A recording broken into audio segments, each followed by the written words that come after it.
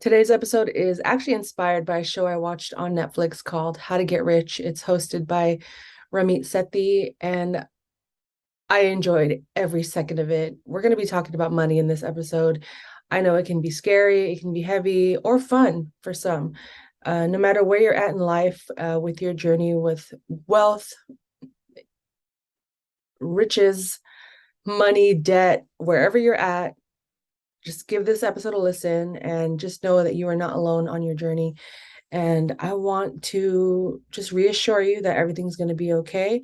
It's going to get better. It always does. Everything always works out. We just have to put in the time and effort and be straight up with it. So let's get started with this week's episode. Welcome back to the Transaction Care Podcast. I am your host and resident care coordinator, Lillian Hernandez, aka Lily like the flower, because we are learning and growing together. My goal with each episode is to demystify the business of real estate and leave you empowered to start your journey today. Head to transactioncarepodcast.com and join my TC community. It is the best way to stay in tune with not only this show, but also what's going on with me on a personal and what's to come, products. You get first dibs on merch, digital downloads, access to me on a one-on-one basis. So you definitely want to join my TC community. Go to transactioncarepodcast.com.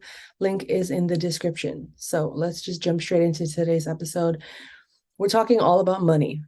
And I know my journey with money, finances, financial literacy, education, all of that has been a roller coaster, to say the least. Let me know if you can relate to that. At a young age, money wasn't a topic that was shied away from. We discussed it, but I feel like we only kind of just touched the surface. I was taught how to balance a checkbook, which is cool, but I don't think anyone uses that anymore.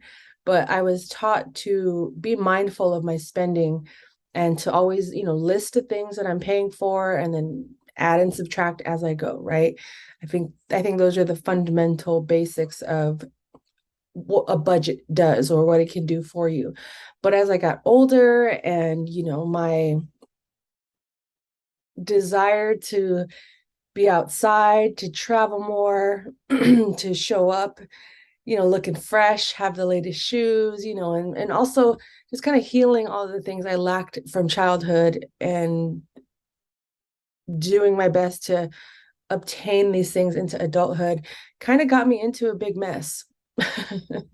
I know I've briefly talked about buying my first car on here and how I should not have purchased a $70,000 car right out the gate at the tender age of 20. And but I did that anyway. I think it was 20, 21, 22, somewhere around that age. And that monthly bill, what I wasn't told or what I wasn't fully aware of or what I wasn't really ready to hear was that I need to budget more than just what the monthly bill is going to cost, right? I was working full time. I had ended, I stopped going to college and started to work full time. So to me, I'm like, well, I'm making money, so I'm going to spend it how I want to spend it. And my mom tried to stop me, but I didn't listen because I'm an adult, my money, I'll figure it out. I, yeah, that was just one of my big money mistakes that still kind of haunts me to this day. I think we experience those hefty lessons for a reason, and it's important to learn from them and not make those same mistakes moving forward. Did I make more financial mistakes after that? Of course, but it was actually quitting my job and planning to do so that really kicked things into gear. So technically, I'm still kind of new to this way of living and this entrepreneurial way of spending my money because, as many of you know, we can have a great month and then the following month could be cut in half or cut down to zero. So if you say you get a $10,000 month, that's awesome, right? But if the next following month you only make 2,000, you can't spend the same way you would the 10,000, with a $10,000 mindset when you only earn 2,000.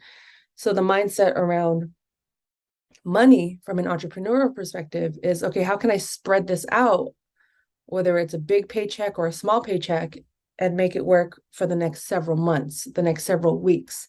So I can anticipate, hopefully the next month isn't as bad or as low, but I am prepared regardless.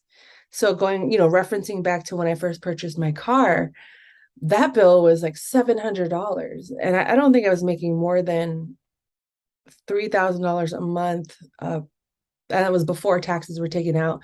So I had, not only did I have a $700 car note, but I also had a really expensive car insurance. The car I got had a Hemi engine. So I was getting gas every week to fill up my tank, or to at least get back and forth to work.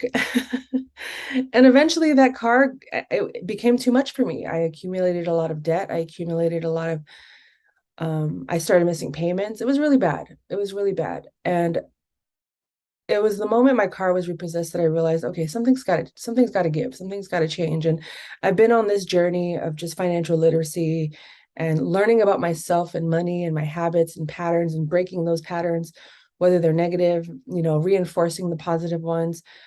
Being open-minded to watching a Netflix special about money and getting excited to learn, and also know that, like I said, we're not alone in this. I think we all have experienced the highs and lows of money, and having all of the money isn't what it's cut up to be either. My first year of business was probably my best financial year ever in life, but I didn't know how to handle it.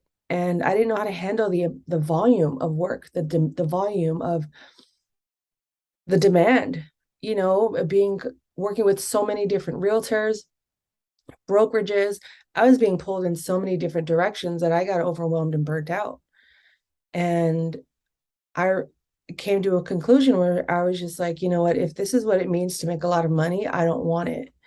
And that could be very extreme. I'm learning to accept some of the gray areas in between my decisions, and being okay with living within the gray. Um, Meaning just finding a happy medium. And for me, sometimes I can be, no, well, most times I know I can be very extreme. It's either 0 or 100. There's no in between, there's no two. So I'm either going to do this the same way, or I'm just going to stop.